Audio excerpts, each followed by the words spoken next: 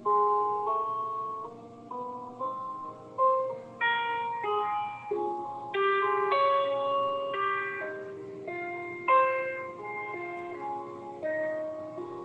we're live on YouTube.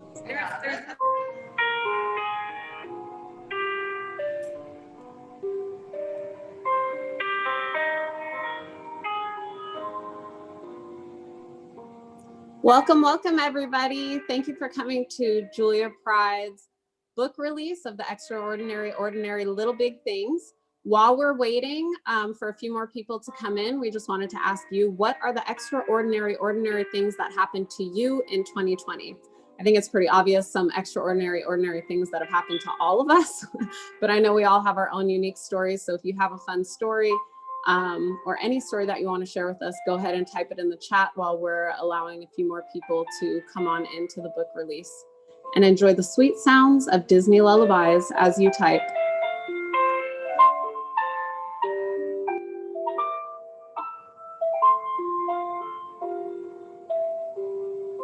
You want us to say something now, Sharice? No, you can just type it in the chat. If you want to unmute yourself and share, feel free to. Okay, I'll just. We can get to know one another. Although I know you, that's my husband, Hiram Sims.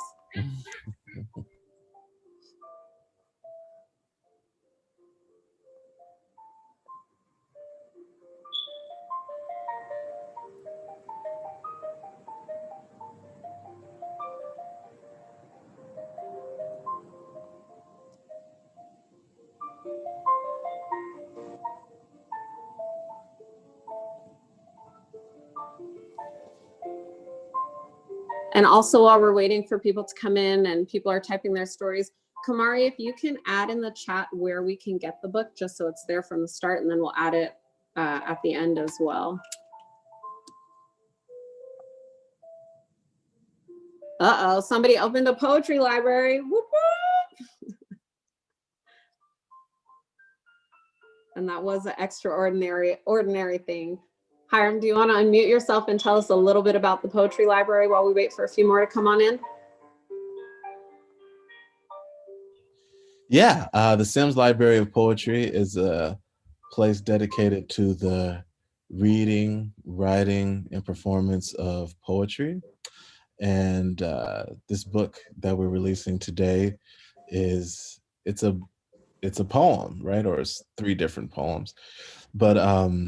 But yeah, so the library is on Florence and between 5th and 7th Avenue. Address is 2702 West Florence. So any of you are welcome to come by after December 20th, because that's when the governor said you can come out your house. So after that. Yes, thank you. And Rebecca said her extraordinary friend Julia Pride published a book. Woo! Oh, and mommy's on here repping for Julia. And someone lost 20 pounds. Nice, nice. Extraordinary things. Congratulations. And then he gained the 25 pounds back. That's all right. Pandemic weight, that's real. Someone teaches school and had to learn Zoom. That is an extraordinary, ordinary thing. That is an amazing thing. A lot of us have had to spend time navigating new tools and tech and trying to find new ways of doing things. So yes, definitely, Nancy. All right, I'm gonna go ahead and get started. We have a sister on here who's proud of Julia as well. Julia, you are the extraordinary, ordinary, big little thing this year. Everybody give a round of applause for Julia. Yes, and I just want to start by saying, well, first of all, I'm Sharice Sims. I was the children's book writing teacher when Julia was in the class, and it was such a blessing and an honor to not just meet her, but be able to work with her and see her amazing mind in action. She is an incredible, creative, artistic person, just so full of so much. And oh, Julia, I didn't think about it till just now, but maybe we'll end the book release with Soy Yo. She introduced me to one of the best songs ever. that will make everybody super happy, make you get up and dance. So we'll have to play that at some time today. But it has really been a joy and a blessing to work with her and get to know her and get to peek into her mind a little bit and see how it works and see how it manifests itself. And I think that this book is just such a timely book for this day and age and where we're at right now, because I think all of us can equally say, and raise your hand if I'm right, but all of us have been stuck in a position where we are facing something we've never seen before, and we have had to rearrange our jobs, our lives, our parenting, our sleep, everything. We've just had to rearrange how we grocery shop, how we do all these different things. And I think that it can definitely be a time where it gets very hard and daunting, and we might question how we do these things and how we still feel full of purpose and successful and happy and peaceful. And then here comes Julia in 2020 with this book telling us about these amazing, ordinary people who did extraordinary things. And I think all of these people are people that we can really connect with, in that they saw a problem and then they found out a way to not only meet the problem, but make something great and amazing out of it. And although this is a children's book, one thing for me, I'm also a preschool teacher and have worked with children for over 20 years. And I have learned more as a preschool teacher than I ever did in elementary school, high school, college, any of the schools. I have learned more through children's books. And it's definitely books like this one that opens up the doors for building curriculum, opens up the doors for connecting students to our history, opening up the doors to connecting students to innovation and engineering and just a wealth of things. So I'm so thankful as a teacher to be able to add this book to my collection, to be able to teach children and open their eyes and encourage them and motivate them and inspire them to be the next person that can do something extraordinary, even with the big little things that are around us. So today our special guest is none other than Julia Pride. Everybody give it up for Julia. Thank you so much, Grace. I honestly could not have done this without you. I was honored enough to be a part of the CLI's first children's book class. The CLI is the Community Literature Initiative, and they help writers hone their craft, and they specialize in poetry, which has always been a love for me. And so I couldn't have done it with CLI and also World Stage Press. So Hiram, who's one of the co-founders, Jerry, who helped manage the whole process, Kumari, and so many other people, and especially Kate McMillan, who is the illustrator behind this amazing book and who really brought my idea to life, like more than I could have even dreamed of. So I was going to read you guys the intro to the book to start us off. So here we are, the extraordinary, ordinary little big things. Sometimes the marvelous and magical hides in plain sight. Sometimes they're disguised as something quite normal. But it's an oft-forgotten fact that there's no such thing as ordinary, because everything, yes, everything, has a wild and fantastic story. Have you ever imagined what we did before windshield wipers? Or thought dishwashers were breathtaking? Or believed traffic lights to be stunning? Or wondered what absolute genius created the potato chip? Well, I bet you thought that at least once. See, what we think is oh so common are just tales that have been forgotten about people who were curious, who made all kinds of things that turned out quite glorious. Because sometimes the big things are little, and the little are big, and it's up to us to decide exactly which one it is. But if one thing is true, I can safely say, the world is interesting pretty much every day. So that's the intro of the book. Yes, beautiful, Julia. Yeah, unmute yourselves. Give her a round of applause. Give her a cheer. She worked hard for this and it's beautiful. I love it. Julia, tell us what inspired you to write this book. Yeah, well, I dedicated this book to my grandmother, Annie. In the beginning, it says, the extraordinary, ordinary yarn spinning orphan from Pittsburgh. She was someone in my life who always inspired me to ask why and also what if. Like we'd be walking around and it was like, oh, I wonder what this does. And then when I was in college, I studied design and anthropology. And there was a book that I read that completely transformed my worldview called The Design of Everyday Things by Don Norman. And he talks about the fact that everything that we interact with in our built environment was made by someone. And sometimes it's really thoughtfully done, you know, when you interact with like an iPhone. And sometimes it's not very thoughtfully done. If you've ever been in one of those like entryways to a building and you're like, do I pull? Do I push? What's happening? So I thought that that was really interesting that we're kind of constantly creating the world around us and how we interact. And then when I came to Los Angeles, I was working in schools with my good friend Allison. And we were trying to integrate more design thinking into curriculums to try to engage students as participants rather than telling them like, oh, this is what you need to know. And trying to inspire more agency, but also awe. Like, oh, isn't it cool that like, you know, a dishwasher was made by someone who needed that. And I wonder how they came up with that idea. And maybe you could come up with something like that too. So I started to do some more research on different things that we interact with. Like now that we're all in our houses, all of the objects in here you would find today. Windshield wipers, potato chips, hopefully, windshield wipers. And I realized that all of these things that we take for granted were designed by people in marginalized communities. So I thought that was also really interesting that those are not stories that are told. And I wanted to celebrate those people and the things that sometimes we take for granted. That's really awesome.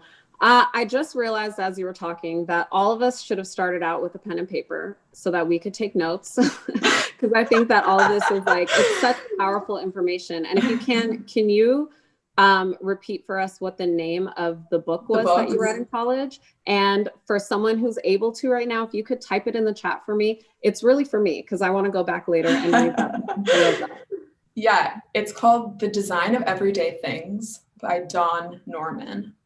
Awesome. And I really I love so much about what you said. And I think that is exactly what I was talking about earlier, is that we're in this day and age where we're trying to figure out how to innovate, how to maneuver, how to change, and still, you know, meet life with a certain amount of success and prosperity and peace and joy. And I love how this book really highlights ordinary things. Like that is something that I love about you. When I say being blessed to see the way that your mind works, hearing someone talk about little things and saying, I wonder how that happens. And I wonder how that got here. And when oftentimes people look at children and see how happy they are, I think a lot of times people think children are happy because they don't have bills and they don't have stress and they don't have this. But a large reason is that they meet the world with that amount of curiosity and wonder. To them, everything is wondrous. Everything is brand new. So for us as adults to be able to go back to that mind and still look at the simple little things around us and really recognize how glorious they are and how much strategy and thought went into the conception of them, I think that that is an amazing thing. And I really love and so excited for the fact that your book is going to birth that in so many people and cultivate that in children. So I think it's awesome and so amazing. But I know that you wrote the book. It's kind of a series of a few short stories. So can you tell us a little bit about the different characters in the book? Yeah, of course. Let's start off with, so the first story in the book is Josephine Cottring. And she was living in Illinois. She was married to a politician and they were throwing all these dinner parties and she had to wash this really expensive china that she had been given. And she was washing it by hand and she kept breaking them. So she decided that she was going to make a machine that would wash all of the dishes for her, essentially. And when she started it, she was just doing it for her. She had no idea that it would become the thing that it is today. And it's interesting, actually, because dishwashers conserve water more so than washing dishes by hand, which is also interesting. You guys have your pens in your notebooks? I'm telling you, you got to take notes along the way. It's a history lesson. You're going to be quizzed. Yeah. Valuable information. So the next person is Garrett Morgan, and he's one of my favorite. He was just sort of a badass. He invented a ton of different things. He invented one of the first sewing machines. He started a newspaper in Cleveland in the 20s. And he was kind of one of the first car owners back when it wasn't as available. And he noticed that in the streets, you know, because cars had just been made, so they hadn't come up with any way to figure out, okay, well, how do you tell people when to stop, when to go, when you're in an intersection? And so he watched like a ton of car crashes happen, and then came up with the first patented stoplight. So that's Mr. Morgan. And then the next character that we meet is really the fan favorite. This is George Crumb. And he came up with the potato chip. He was working as a chef in a restaurant, and it was a very fancy restaurant in New York. And someone came in and ordered potatoes, and they didn't like how he made them. And so he sort of accidentally invented the potato chip, but we're all very lucky that he did so. And next is Mrs. Sarah Good. She was living in Cleveland. She moved there after the Civil War with her husband, and he was a carpenter. And so they opened up a furniture store in Cleveland, and she was meeting some of her neighbors, and they were all, this is back when a lot of people lived in multi-generational homes together, and they were really small homes, and people were having a really hard time figuring out how to get everyone to have a bed, but also fit all these other things that they needed. So she came up with the first fold-away bed. So all of us that have ever had sleepovers are very grateful. I think we should play a game. I think you guys should type in the chat how many of these things you have in or around your home right now. Because I already know we have potato chips in the house. We have a fold-away bed. We've got a traffic light outside. I think it's amazing to see that all these things really are around us. Totally. Yeah. You some of them you really can't live without, like the windshield wipers. I mean, we live in Los Angeles, but some of these people that are here, I know, live in Seattle, and you could not live without windshield wipers. So this was Miss Mary Anderson, who was from Alabama, and she decided she really wanted to go to New York. And for some reason, she decided to go in the middle of winter. And it's even like in the stories about her that her grandmother was like, that's a terrible idea. But she was like, no, I'm going to go. So she went, and she decided to ride a streetcar. And there were no windshield wipers at the time. So the person that was driving the streetcar had to keep getting out of the streetcar and wiping the snow with his hand as they were driving. And she was like, well, this seems really inefficient. And so she came up with the first windshield wiper. And actually, when she presented it to a boardroom full of men, no offense, they all said, oh, this is going to be a distraction. No one's ever going to use this. Meanwhile, here we are today. Right. We all love our windshield wipers, right? So those are the characters in this edition of The Extraordinary Ordinary Little Big Things. Beautiful. I love it. And I absolutely am in love with the artwork as well. It matches so perfectly. But we came to see more about the book. So would you be willing to share with us one of the stories in the book? Of course, yes. I think I'm going to read the fan favorite, The Perfect Potato Chip, Mr. George Crumb. Alrighty. In a world without potato chips, hard to imagine, isn't it? But it really was like that once. There were no crunchy, salty treats, just potatoes made quite simply and eaten with some kind of meat. That was until George Crumb, a hunter and a cook, you see, was hired by a restaurant in Saratoga as a chef in the summer of 1853. On one such unsuspecting day, when the patrons were many, they say, one man ordered fried potatoes, so Crumb went ahead and whipped them up with mayo, even sending them. But the man declared them too soft. They've been cut too thickly. Send them back to the kitchen. Make them better, and quickly. Well, George didn't appreciate this much, being a professional and all that. So he sliced them as thin as can be and added heaps and heaps of salt and fat. He sent them back, crunchy and brown. Sure, he'd make the man yet again frown. But no, the man called it a miracle. He even called George a right hero. Crumb's so-called Saratoga chips became the latest newfound rage. With a basket on all the tables, they took a place on center stage. Now, all these years later, we still eat them and say yum, people finding them hard to resist, right down to the very last crumb. So that's George Crumb and the potato chip. A happy accident.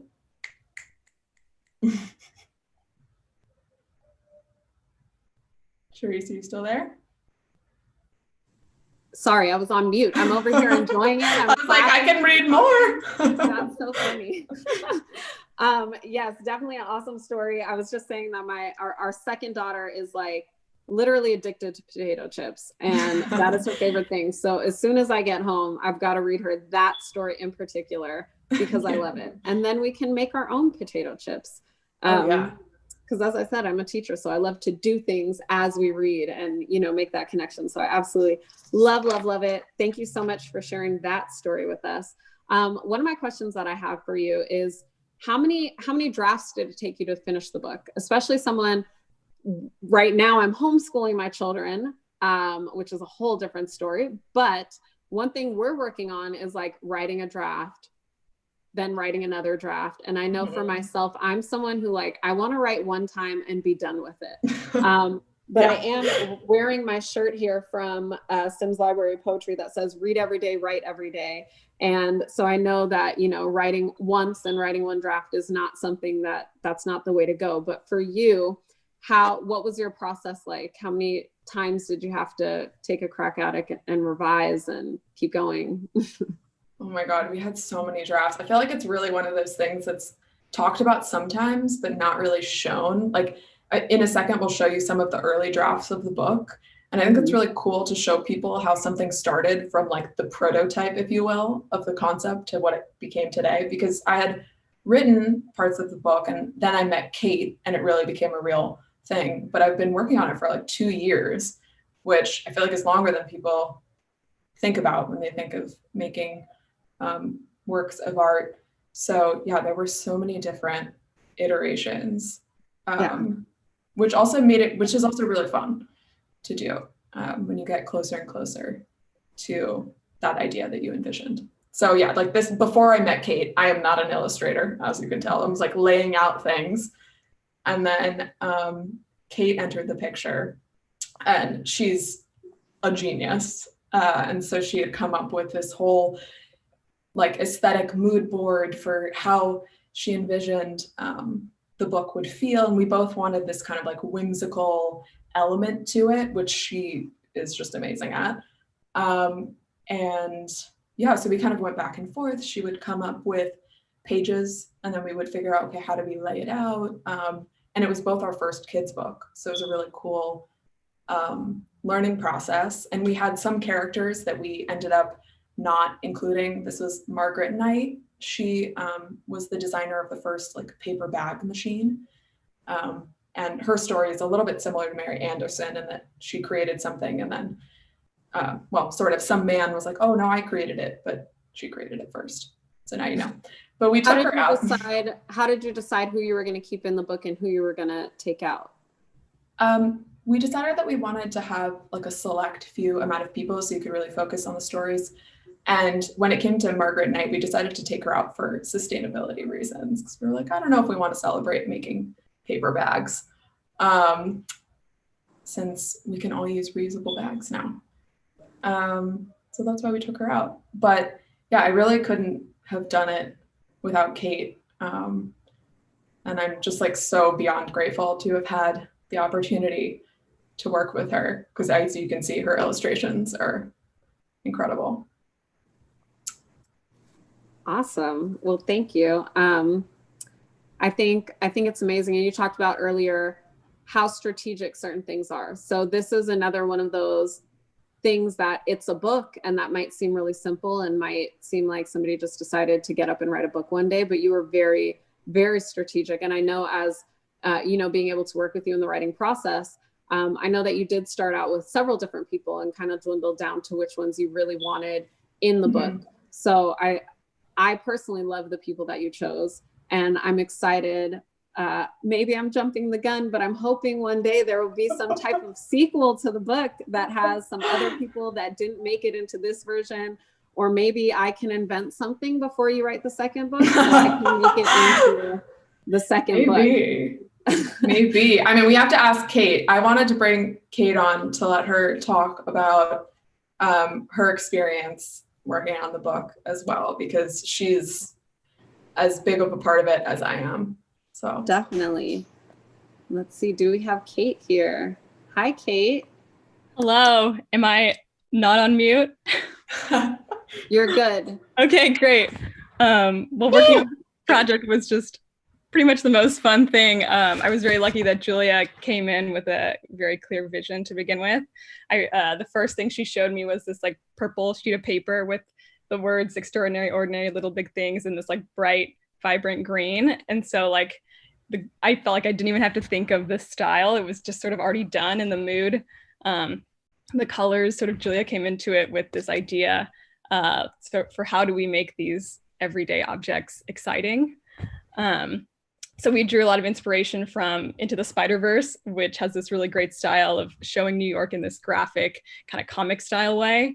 And then also some plein air painters who, as you know, plein air painters mostly do still lifes and landscapes and things that you see every day, but they bring in these colors to the shadows and to the highlights that don't actually exist in real life. And so you look at them and think, wow, like this peach is amazing, but it's because they show you the amazing part of it.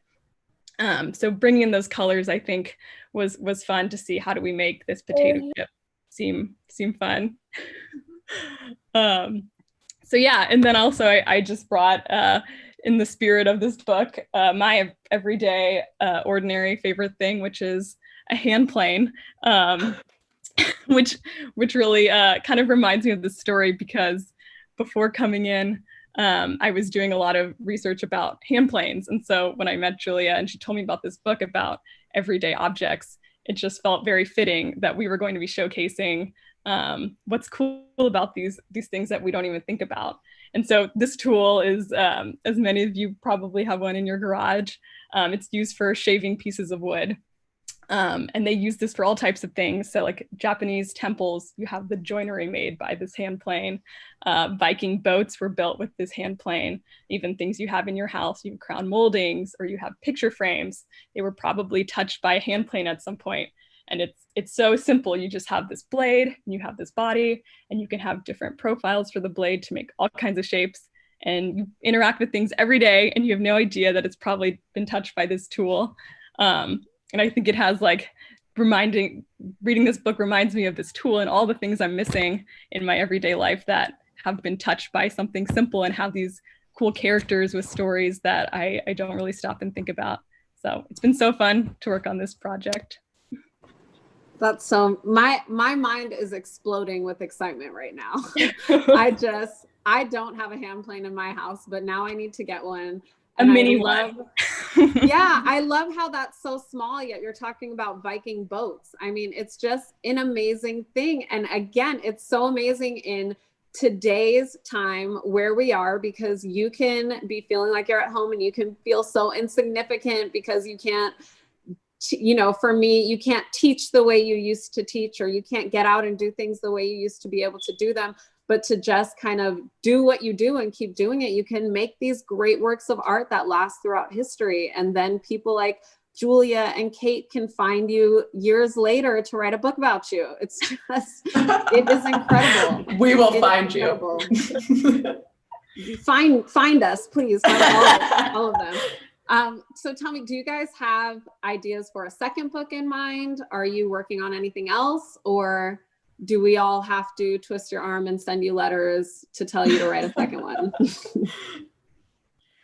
I think the world is our oyster. It's wide open. We've definitely talked about other things that we find really interesting. I know we're both really interested in elements of the natural world and how like those kinds of designs are really interesting as well. And yeah, it's sort of limitless for both of us. I think we both find these things super interesting, origin stories, how things were made.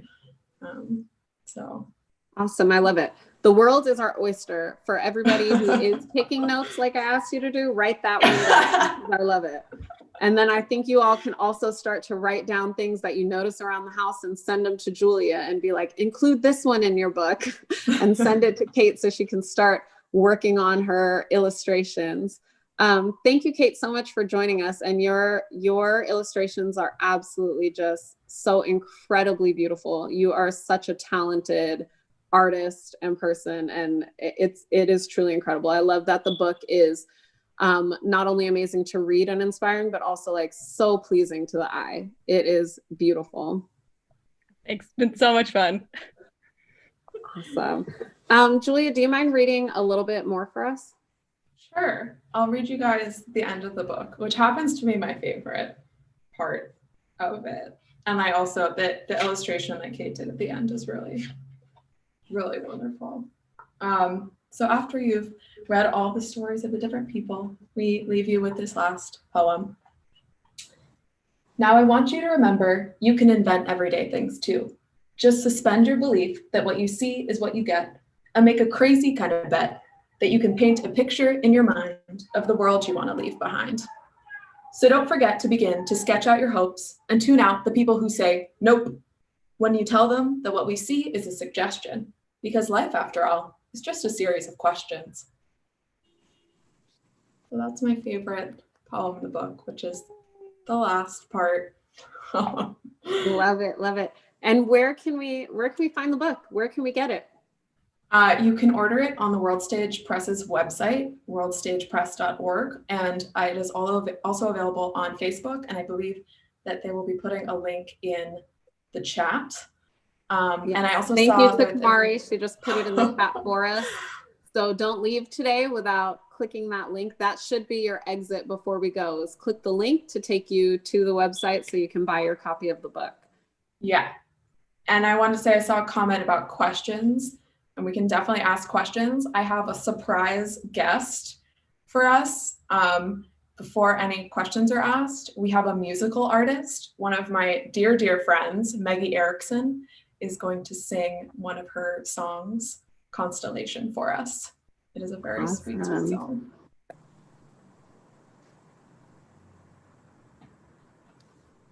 Hi, everyone. Julia, thanks so much for having me. This is such an honor. Julia and I both tend to share stories a lot, actually, typically through songs. So it's an honor to be here with you all. And this is a song I wrote about following your dreams.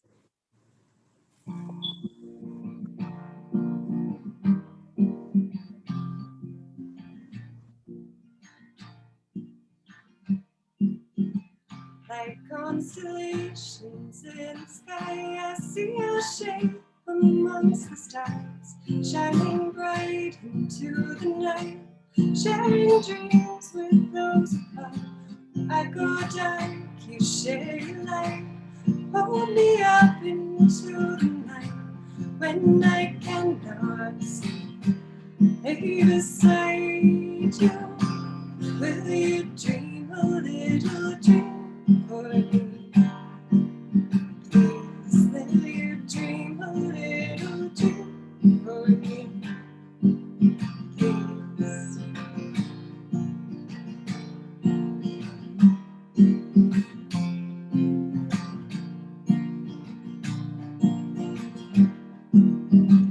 In galaxies less familiar, we'll find more room to fly. Constellations hold us close, move together through the night. When you go dark, share my light, hold you up into the night. When you cannot see, lay beside me, and I'll dream a little dream for you. Dear, yes, I'll dream a little dream for you. Dear.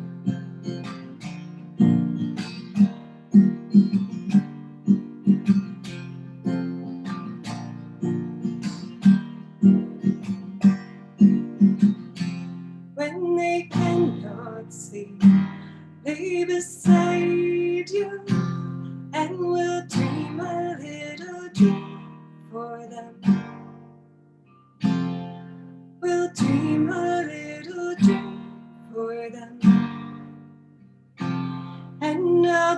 a little dream for you.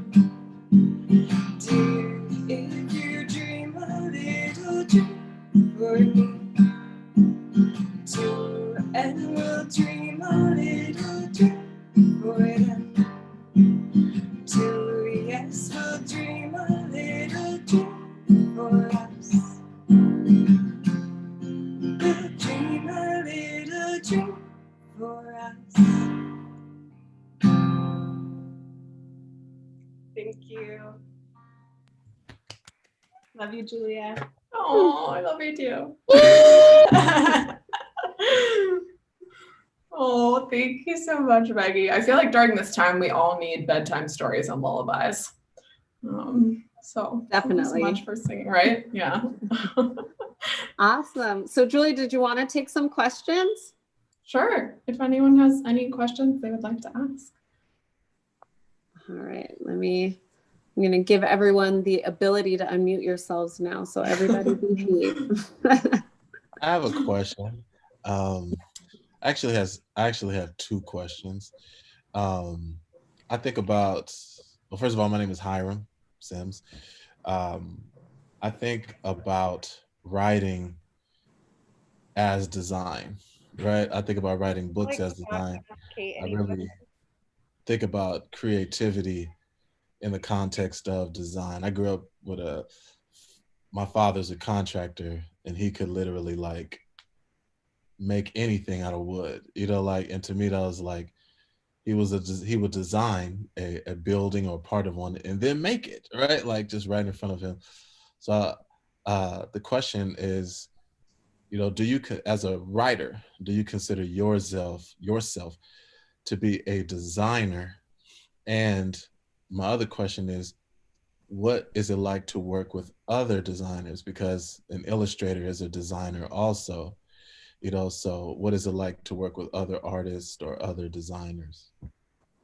That's a really good question. I feel like I have a lot of thoughts. Well, it's sort of cliche, but also true that words become thoughts and thoughts become things. So words are a form of designing because by means of, painting a scenario, you're visualizing something and bringing it to life. And even how we interact with the world, kind of the stories that we're always telling ourselves and the words that we choose to use, even if you're not a writer by profession, impacts how we interact and design our everyday lives, so to speak. And then as it relates to working with other designers, I think it's really a matter of different languages. Like if Kate speaks a visual illustrative language and maybe I speak in words, sometimes it's just figuring out how to communicate so that the thing that I see in my brain that's maybe made up of words now becomes a thing that she can see that's visualized in pictures. And I think that's really cool. And there's also an element I think that's very interesting about poetry that allows you to design something and visualize something that's abstract.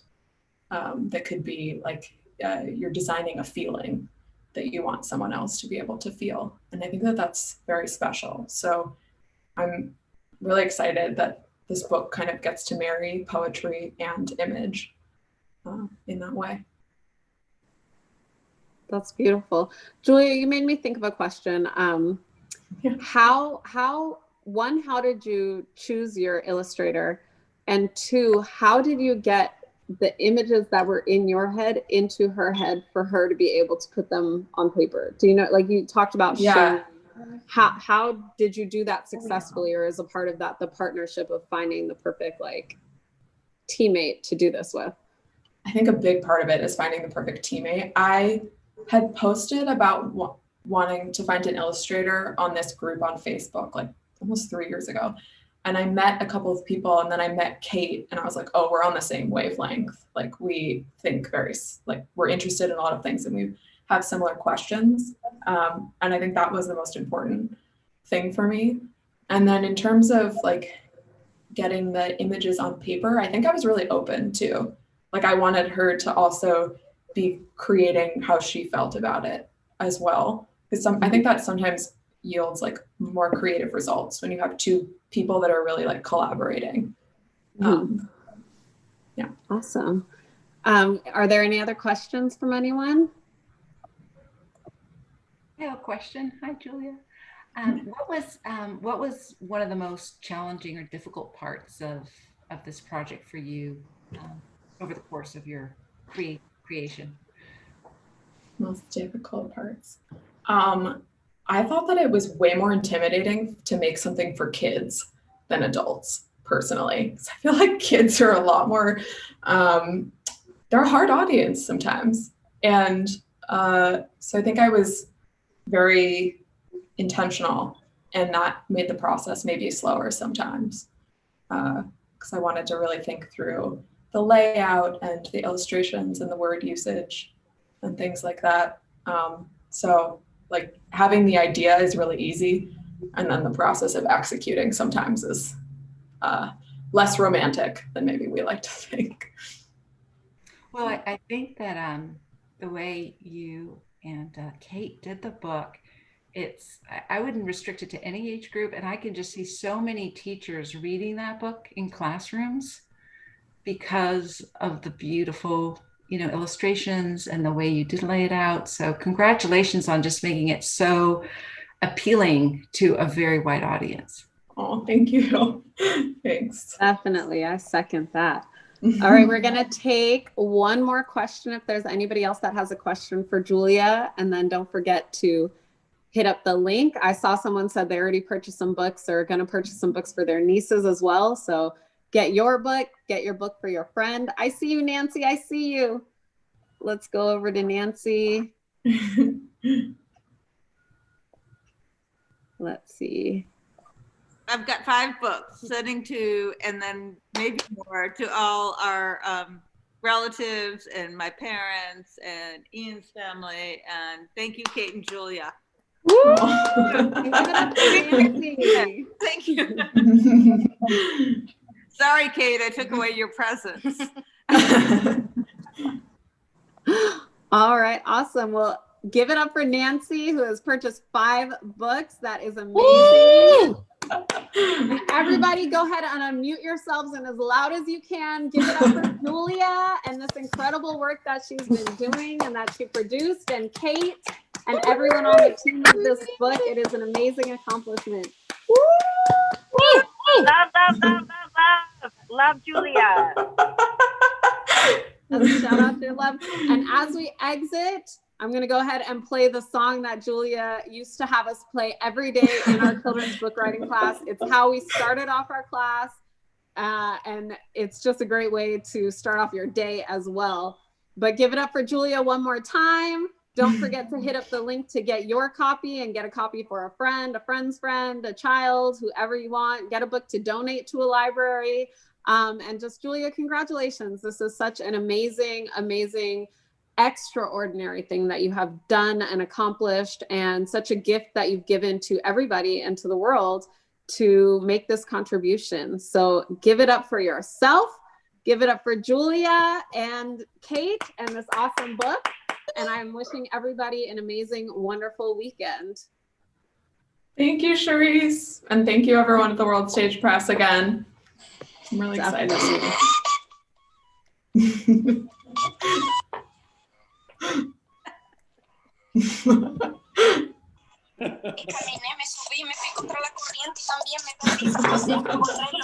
This song is by Bombay Estero, if you're curious. It goes better with the music video. Yeah. You have to hit leave if you want to leave. No. But don't leave. I wasn't prepared to share screen on this one. Do we want to put up the link to the World Stage Press book order? Oh yeah, let's get that in there one more time. You can see it. And I think we have the image too we can put up if we want. Thank you, everyone, for coming. Sigo riendo. Hago lo que quiera, muero en el intento. A nadie le importa lo que estoy haciendo. Lo único que importa es lo que está por dentro. A mí me gusta estar en la arena, bañarme en el mar sin razón, sin problema. Estoy sentada sin hacer nada, mirando de lejos y estar relajada. No te preocupes si no te aprueban. Cuando te critiquen, tú solo di. Soy yo.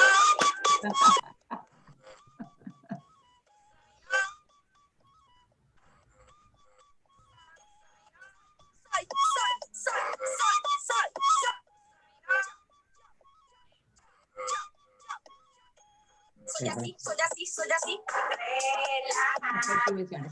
Ni me conoces a mí. Bien relaja. Soy así, soy así, soy así.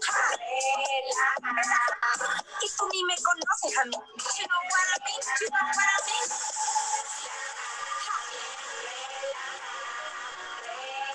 Sí, papá.